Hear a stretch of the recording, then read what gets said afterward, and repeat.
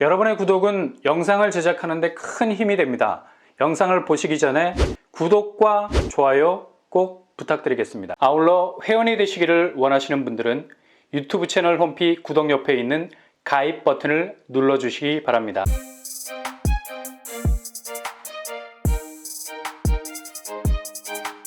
안녕하세요. 뻔뻔한 한복독방입니다. 그렇게 여름에 매미처럼 우렁차게 울어대던 집값 반등 추이가 막상 뚜껑을 열어보니 정말 요란한 빈 깡통 같은 소리였다는 걸 여실히 보여주는 지표가 속속 나오고 있죠.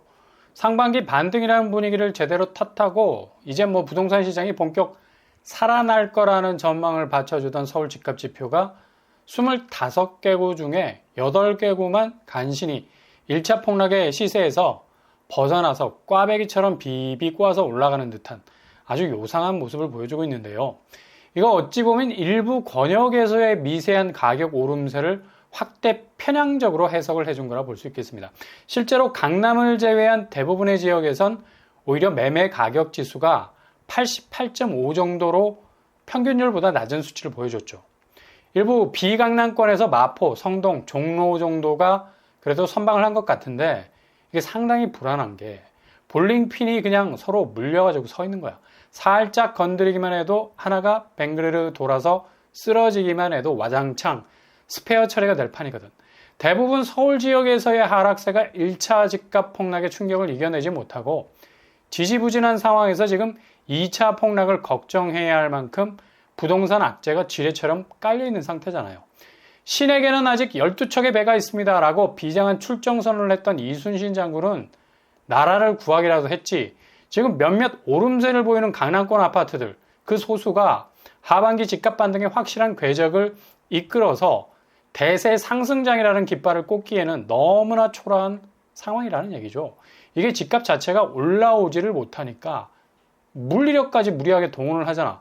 미등기 거래. 일단 집값을 지표상으로 띄울 수 있는 가장 손쉬운 방법이죠.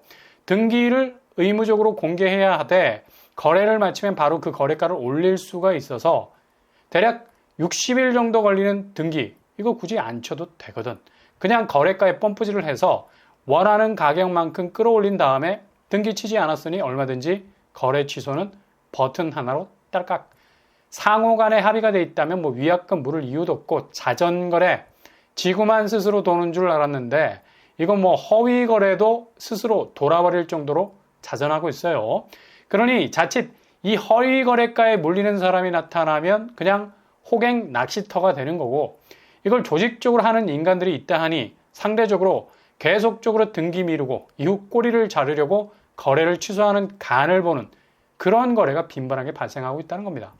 그만큼 가격이 집값이 올라줘야 하는데 이게 제대로 작동을 하지 않으니까 이런 미등기 계약 취소건이 급증을 하고 있는 겁니다. 이런 초조함이 묻어날 수밖에 없는 게 바로 돈이 제때 돌지 않으면 아무리 번쩍거리는 집을 샀어도 이게 당분간 내 집이 아니라 은행집이 되는 거잖아.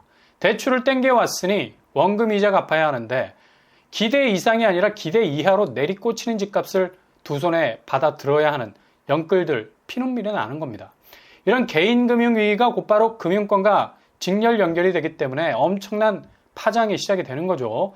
시중은행, 특히 4대 은행 중에 실질 연체율이 계속해서 증가 추세에 있습니다. 우리가 은행 이름을 들으면 고개를 갸우뚱할 만큼의 대형 은행들이 질비한 걸 볼 수 있어요. 우리은행 0.37%로 가장 연체율이 높았고 그리고 뒤를 이어서 신한은행 0.36%, 게다가 하나은행이 0.35%로 뒤를 잇고 있습니다. 이렇게 은행 자체의 연체율이 높아지면 상당한 금융 리스크로 번질 가능성이 높겠죠.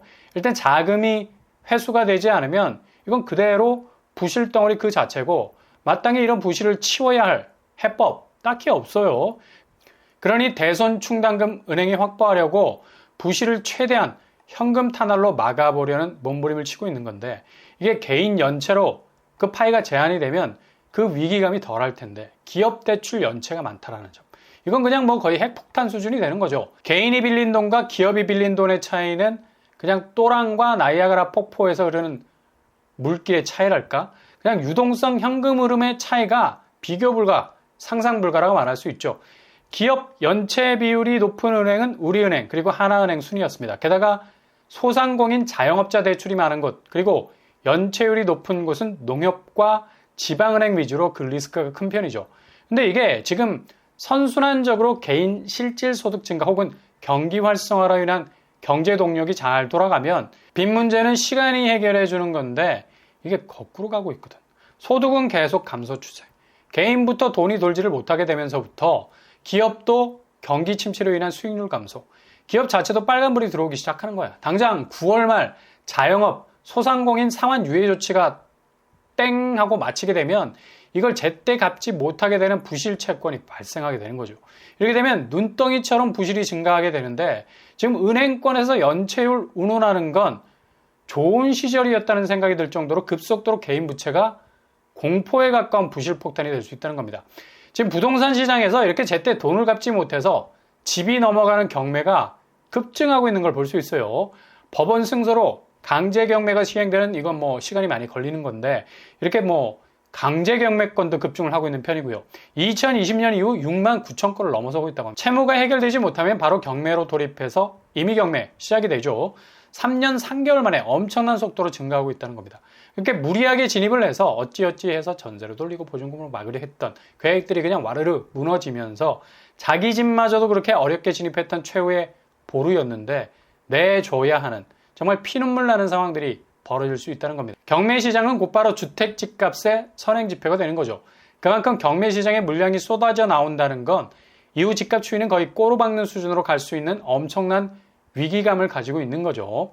서울과 경기도 임의 경매 개시결정 등기 신청 건수가 눈에 들어올 만큼 증가하고 있는 걸 볼 수 있어요.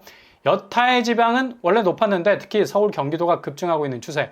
이런 추이는 2023년 8월까지 계속해서 증가 추세에 있고요. 실제로 경매 사이트에 들어가 보면 이름만 들어도 번쩍 눈에 띄는 곳들이 경매로 나오는 경우가 허다합니다. 음마아파트 최저가 24억의 경매로 나왔습니다. 화들짝 놀라게 되죠. 아니 음마아파트에서도 경매가 나오나? 근데 실제로 이렇게 물건이 나오고 있습니다. 그리고 반포 레미안 퍼스티지 여기도 뭐 거의 반포의 시세를 끌고 가는 대장단지 아닙니까? 그런데 37억의 경매로 나왔어요. 얼마나 유찰이 될지는 지켜봐야 할 것 같고요. 개포동으로 가보면 DH 아너힐즈 여기는 유찰이 된 가격이 34억에서 21억 선으로 내려와 있습니다. 개포 쪽에서 이 정도 유찰이 될 정도면 낙찰가가 어디까지 갈지 궁금해질 수 있고요. 삼성동 레미안 라클래시 여기도 32억에서 유찰이 돼서 26억 선상까지 내려와 있습니다. 매매가보다 훨씬 많이 밑으로 내려와 있죠. 그리고 도곡동 개포 한신아파트 역시 감정가 21억에서 유찰이 돼서 20% 오프 17억의 경매로 나왔습니다. 그리고 서초 쪽으로 가보면 서초 센트럴 아이파크 최저가 17억의 경매로 나왔고요. 아마 강남 쪽 경매 아파트들은 유찰이 되는 경우가 허다하죠. 어느 시점에선 적전 가격이라고 생각되는 포인트를 찍고 낙찰이 되는 경우 많습니다. 잠실 리센트 여기도 경매 물건이 나왔습니다. 최저가 11억 2천 선에 나왔고요. 여기도 유찰이 되지 않을까 전망을 해볼 수 있겠네요. 고덕 쪽, 고덕 아르테온 주변에 있는 고덕 센트럴 아이파크 여기는 유찰이 돼서 20% 오프 12억의 경매로 나왔습니다. 이렇게 서울 상급지에서 경매 물건이 점점 쏟아지는 상황만 보더라도 하반기 집값 추이는 상당히 큰 충격을 받고 흔들거릴 가능성 많아 보이고요. 그만큼 금융권과 연계된 집주인들의 개인 금융 위기가 더욱 뼈저린 고통이 될 가능성 높겠습니다. 특히 오늘 물가지표 발표됐잖아요. 최대 상승치 찍었죠. 특히 근원 물가지수가 높은 거 이거 뭐 간과하고 지나면 안 되겠죠. 그냥 목에 걸린 가시야. 삼켜야 될지 뱉어야 될지 정말 찝찝한 상황이 발생을 한 겁니다. 한국은행도 5연속 금리 동결 스탠스도 이제 풀어야 할 시점인데 금리 올리면 이거 뭐 판도라 성전을 여는 격이라 뭐가 튀어나올지 그리고 어디서 튀어나올지 모르는 불확실성이 있어서 되게 주저하게 될 것 같습니다. 그만큼 너무 동결 기간이 길었던 것으로 보이고요. 물가를 가장 예민하게 긁어버릴 수 있는 그리고 상처도 깊이 낼 수 있는 유가가 들썩거리고 있는 상황이죠. 이렇게 어느 하나도 집값을 단단하게 고증해줄 밧줄이 없어. 배는 폭풍 속으로 들어가고 있고 출렁거리기 시작한 지금의 상황은 개인에겐 위기, 기업에겐 대위기, 국가에겐 초거대 위기로 다가올 수도 있는 상황이라 볼 수도 있겠습니다. 경매 시장이 돌아가는 것만 봐도 이렇게 답이 딱 나오는데 도대체 무슨 근거로 집값이 더 오를 거라는 전망을 내놓는 건지 황당한 생각이 들 뿐이죠. 아무튼 2017년 이전으로 집값이 한번 확 뒤집어지는 것도 지금 너무 비정상적으로 오른 집값에 대한 논두렁, 밭두렁을 고르는 일이 아닌가 싶기도 하고요. 아무튼 잘 체크하셔서 나아가실 수 있길 바랍니다.